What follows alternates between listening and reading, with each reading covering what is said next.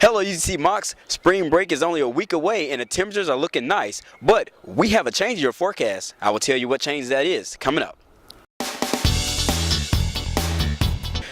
Alright, today we're looking at a high of 64 degrees, so that's pretty warm for this time of year. We'll be expecting temperatures usually in the 50s at this time, but today 64 degrees, so get out there and enjoy that weather. Then for your Thursday, clouds come into the picture. We're looking at a high of 72 degrees and a low of 57 degrees. And then for your Friday, we're looking at a chance of rain, 40% chance of rain. It could be scattered thunderstorms along with that. High of 63 degrees and a low of 46. Then for your weekend, it looks a little dry as we're talking about cloudy skies, and we're expecting probably about a 30 to 40% chance of rain.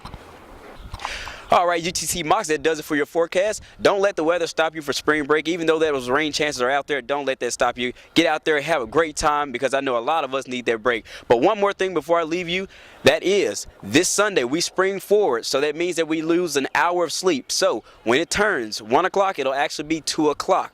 Or should I say 2 o'clock, it'll actually be 3 o'clock. So 2 o'clock, when it turns 2 o'clock, it'll be 3 o'clock. So remember to set your clocks an hour ahead before you go to bed if you forget. All right, that does it for this week. Hop aboard that train and be a Moc. Hi, this is Max Cordell with Mocs News. Chancellor Roger Brown's wife, Carolyn Thompson, has passed away on March 2nd from an extended illness. Thompson was diagnosed with myelofibrosis in 2011, a cancer of the bone marrow. The family received visitors Monday in the University Center, and the funeral service took place Tuesday in Patton Chapel on campus with Reverend John Talbert, Jr. officiating. UT President Dr. Joe DePetro says she faced her illness with a spirit that has been a constant encouragement to us all. She will be greatly missed, and the legacy and memories she leaves will be treasured. Our thoughts are with her family and with the UT Chattanooga campus community. I'm Terisa Simpson with Mocs News. I'm here at Stiletto Stomp, an all-girls self-defense class. Strike! No! Strike! No! Strike! No! After noticing how often people are unaware of their surroundings between talking, texting, and listening to music while crossing Chattanooga streets, Housing put together a class open to the female students of UTC, helping them become more aware of how to defend themselves in a physical situation. Each student brought a pair of heels to wear as they learned to fight back. The idea was to have the girls feel comfortable enough in their heels that they could be able to take off running at any time or learn to use their heel as a weapon in the heat of the moment. It's for females only, and basically it's a self-defense class for when you're dressed to impress.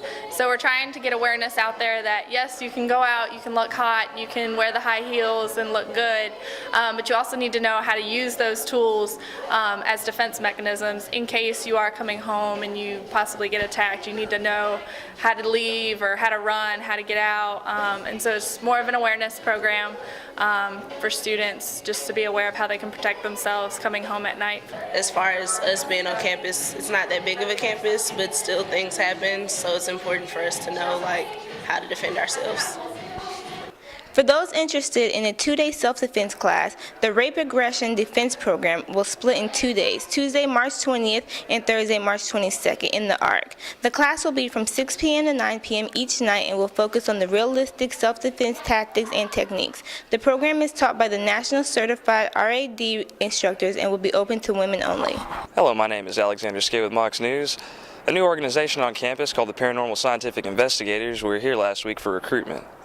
We were able to catch up with them. What we're trying to do is form an organization and essentially almost an institute that, just like the Ryan Institute out of Durham, North Carolina, that used to partner with Duke University, that study these things in a scientific manner.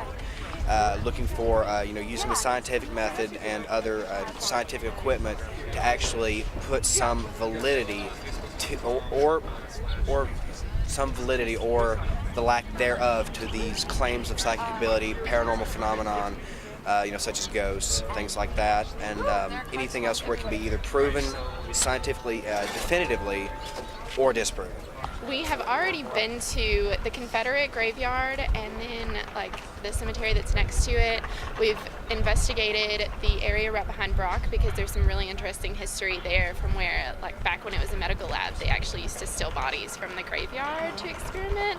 And then the bell tower, the chapel, and the courtyard out beside it because there have been if I'm not mistaken, 4 to 5 suicides there. So it's a really big hot zone. So we've been to the chapel, we've done some EVP readings and some temperature guns, and like got some recordings and stuff there. It's really interesting. If you want to become involved in UTC's parapsychology team, the university's Paranormal Scientific Investigation team, we meet every Tuesday at 5 o'clock. And you also can go to our Facebook page, which is facebook.com/UTCPSI.